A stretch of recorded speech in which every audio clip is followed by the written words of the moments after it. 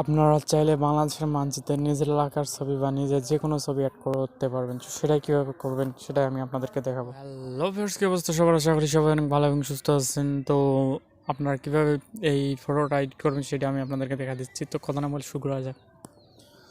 তো প্রথমে আমাদের অবশ্যই একটা পিএনজি ফটো ডাউনলোড করে নিতে হবে। সেটা আমরা গুগল ক্রোমে সার্চ দিলেই পেয়ে যাব।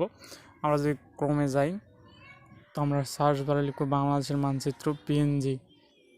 তো এটা লিখে সার্চ দেওয়ার পর আমাদের অনেক অসংখ্য পিএনজি চলে আসবে। তো দেখেন এখানে এই পিএনজিটা, তো আমরা এটা এখানে যদি চাপ দিয়ে একটু ধরে রাখি, তো দেখেন ডাউনলোড ইমেজ। তো ডাউনলোড ইমেজ যদি আমি এখন ক্লিক করি, তো পিকটা ডাউনলোড হয়ে যাবে। তো পিকটা ডাউনলোড হয়ে যাওয়ার পর আমরা এখান থেকে বেরিয়ে আসবো। আমাদের এখানে বর্তমান কোনো কাজ নেই, আমরা বর্তমানে এখন যাব পিকসার্ট অ্যাপ্লিকেশনে। যাদের কাছে পিকসার্ট নেই তারা অবশ্যই ডাউনলোড করে নেবেন।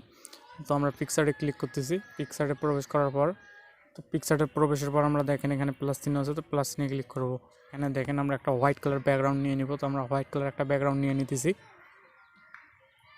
তো হোয়াইট কালার ব্যাকগ্রাউন্ড নিয়ে নেওয়ার পর আমরা এখানে কি করব, এখানে আমরা বাংলাদেশের মানচিত্রের যেটা পিএনজি ডাউনলোড করছি আমরা এটা এখানে অ্যাড করব। তো এখানে আমরা অ্যাড ফটোতে যদি ক্লিক করি, পিএনজিটা নিয়ে নিলাম। তো পিএনজিটা নিয়ে নেওয়ার পর এটা ফুল ফ্রেম করে দেবো আমরা। এখানে ফুল ফ্রেম করে দেওয়ার পর দেখেন এখানে রিমুভ বিজি অপশান আসছে। তো আমরা রিমুভ বিজিতে ক্লিক করতেছি। তো এখানে ব্যাকগ্রাউন্ডটা রিমুভ করে নিতেছি আমরা। তো আমাদের দেখেন ব্যাকগ্রাউন্ডটা রিমুভ হয়ে গেছে। এখানে আর কোনো কাজ নেই বর্তমানে। আমরা প্লাস চিহ্নে যদি আবার ক্লিক করি, তো ক্লিক করার পর দেখেন এখানে আরও অসংখ্য অপশান চলে এসেছে। তো আমরা আবার অ্যাড ফটোতে যাব।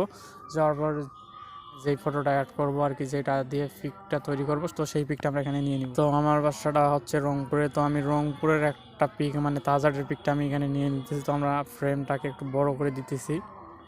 এখানে আমাদের পজিশন মতো আমরা এটা বসিয়ে নিব।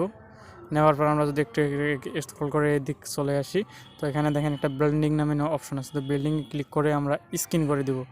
তো স্ক্রিন করে দেওয়ার পর দেখেন আপনারা আপনাদের ইচ্ছা মতো এটাকে বসিয়ে নিতে পারেন। বসিয়ে নিয়ে এখানে অ্যাপ্লাই ক্লিক করে উপর থেকে সেভ করে নেবেন, দিয়ে এখানে ক্লোজ করবেন। That's it.